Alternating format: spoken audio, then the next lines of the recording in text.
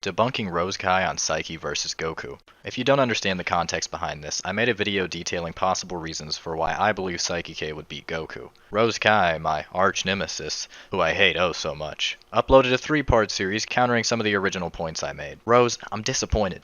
I made a 10-minute video and you don't even have the respect to make another 10-minute video to my video? Rip my watch time. But let's see if we can counter his points. But first off, the most obvious way that I already win this debate is that Rose only made 3 parts to his debunk on me, but my original video had 14 parts. 14 is greater than 3, so I win. Debunk. No, but seriously, let's hop in. First off, the most obvious and easy way Saiki could beat Goku is with time travel. The reason being is that it's common knowledge that time in Dragon Ball is not equivalent to other verses. The act of changing the past in the Dragon Ball verse results in the creation of an entirely different timeline, meaning if you change the past, it won't affect the future. On the surface, this is a good point. Time does work differently in the Dragon Ball universe. However, we know that Saiki has the ability to change the laws of physics with his powers.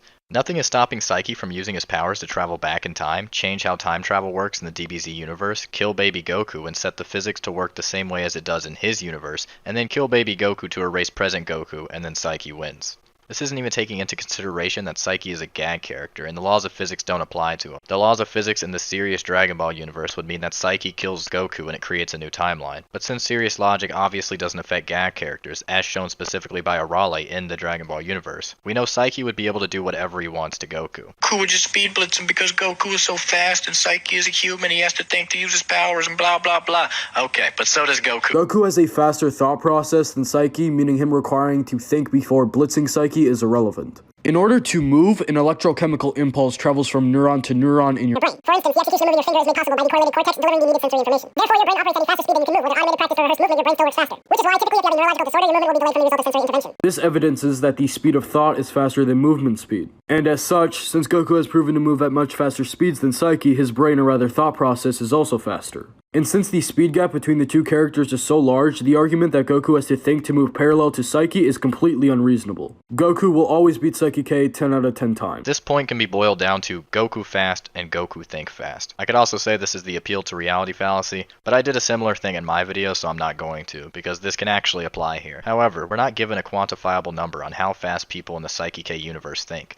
All we know is that it defies logic, as seen with most things Saiki changed about humans, like increasing the healing factors of humans everywhere, making clothes appear back on people when the scene cuts away and cuts back, and with thinking really fast at critical moments. There's going to be a speed scale later in this video that explains how Saiki would be able to do it, but for now, let's focus on this. How could Saiki activate one of his abilities by thinking when Goku is super fast? Easy, he defies logic. Goku smacking Saiki before he has the time to think would be following logic, but Saiki doesn't follow logic, being a gag character and all with powers that literally defy logic itself. Saiki, in that moment like before, would be able to change the laws of physics with his regular powers, amplifying this with his gag, and Goku's speed blitz is nullified because Saiki's a gag anyway. Also, an interesting thing to point out here is that Rose doesn't try to debunk Saiki being a gag at all, which is interesting because it completely neglects a lot of my arguments and points. He could argue that I said Saiki without a gag beats Goku, but I still use Saiki as a gag for many of my points, which he conveniently left out. But now I'd like to take this time to explain a possible scale that some people have put together for Saiki being faster than light. We all know that Saiki has above average reaction time already, and we know that even without trying, he's at least Mach 85,801, because he was traveling about 29,172 kilometers a second when he flew to America. So he's about 9.7% the speed of light without even trying. With trying, the numbers get interesting. In one episode of Saiki, he measures his powers. This is with his limiters on. He picks up a boulder, smashes the boulder, dodges the rubble, catches a piece, and uses restoration on the boulder to restore it. But as the pieces are coming together, he destroys every piece. Cracks form at about 1.4 kilometers a second. Saiki says he can punch rocks that are about the size of his fingernails. The average thumbnail is about half a square inch. Imagining each piece of the rock was about 0.5 cubic inches, the average human would be filled with about 7,566.9 of these rocks. And the rock Saiki broke was about 20 to 30 times his size, meaning the amount of rocks to form that giant rock would be about 227,008.3 pieces. And he'd have to block all of those moving at about 1.4 kilometers a second, meaning he'd have to be that many times faster than each of the rocks to block them all. So he was moving at about 317,811.6 kilometers a second to break all the rocks. In that episode, it takes about 4 tries for him to complete it, meaning he was moving faster than light, since 317,811 kilometers a second is a little bit over the speed of light. And that was with his limiters on. He did the same thing with 3 rocks with only one of his limiters off, meaning he'd have to move 3 times as fast at 953,434.9 kilometers a second, about 3 times the speed of light. You could argue it was at half speed since he was using 2 of his hands to punch, but effectively, Saiki with his limiters on, lowballed, is moving at about 158,905 kilometers a second, or just over 50% the speed of light. Highball, he's moving about 105% the speed of light.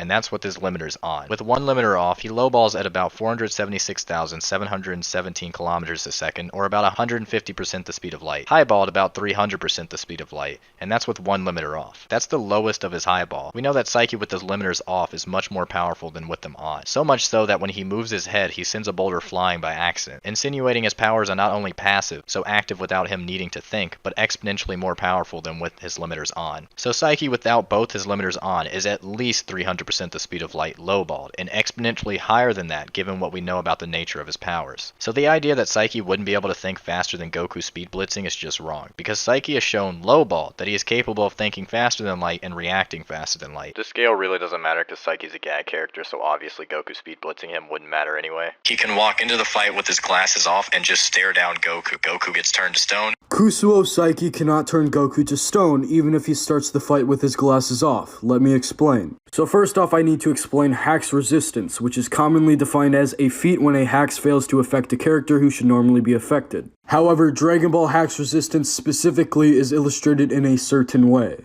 which is that a more powerful character has the innate characteristic of Hack's resistance compared to a weak character, which basically means if you're stronger, you can overpower the Hacks. This means that if Saiki attempted to turn Goku to stone, Saiki's Hacks of Petrification wouldn't work on Goku since Goku scales above him in both AP and DC. Saiki's powers are from his gag, which means Goku would be affected because he was affected by Raleigh's gag. And you could also argue that Saiki starting off without his glasses would be prep. You could argue that, but that's a dumb argument. If we're going by bloodlusted, both characters would already be in their strongest state. Saiki would have no limiters and Goku would have no weighted clothing. Or that Saiki wouldn't even be able to perceive Goku due to the sheer difference in speed and acceleration. Not really. We already proved that Saiki with his limiters is capable of moving at least 10% the speed of light without trying, 50% the speed of light lowballed, and a little over 100% the speed of light with both his limiters on. With no limiters, Saiki's powers are exponentially greater. The sheer difference in speed and acceleration for both of them is not that big. Saiki and Bloodlusted with no limiters means his powers are always already passively activated. No thought necessary, meaning Goku loses regardless because Saiki is a reality warper and can basically do anything, because his powers are always active. And this is all on top of the fact that Saiki is a gag, which you didn't argue against. So if anyone ever tells you that Goku beats Saiki, all you have to say is that Saiki can change the laws of physics so time travel works. Saiki can move faster than light, lowballed, and ultimately that Saiki is a gag character. So Goku's Hack's resistance don't matter because he was affected by a Raleigh, another gag character. Overall, Saiki still beats Goku with very little ease, and it's not too much trouble for him. Saiki beats Goku, Saiki is a gag, and arbitrary rules we place on Saiki don't even matter. Saiki wins. GG.